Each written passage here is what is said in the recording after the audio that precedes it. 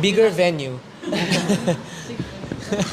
Kasi ang hirap po no? Siyempre, we want the production to be surprised as well. Yeah. Pero, scale-wise, production-wise, people involved, kung madami na yung before, this one is much Massive. bigger, massive talaga. Especially we just released like the whole album namin, so we can say that it's the biggest so far.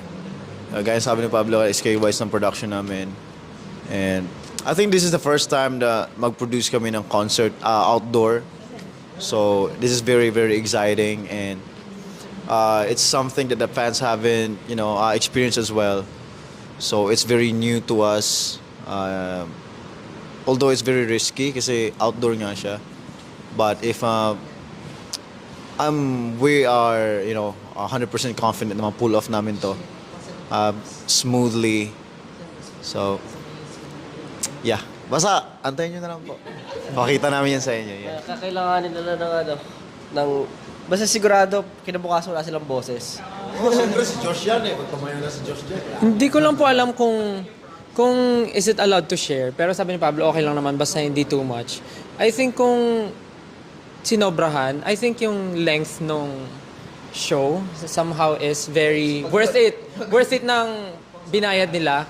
I mean, production pa lang, masasabi namin, sobrang busog na. Pero with the performance, di ba, na-excite na si Jai. Pero with the performance na talagang ni-ready namin, I think dun pa lang, masasabi namin it's really worth it. Kasi kung sa scale talaga yung pag-uusapan, this is something na too much na for us, na kahit kami sa rehearsal, grabe, andito pa lang tayo, hindi pa pala tapos, halfway pa lang pala. So parang medyo nasa ganung kami ngayon. Pero masasabi namin na it's something na we really prepared for, and talagang pinaghandaan namin ng team na ma-present sa inyo ng sobrang deserve nyo yung ganitong klaseng show. And with this big scale talagang we will give more, and for sure mas more pa sa mga susunod. Of course, we have Be First also. Yeah.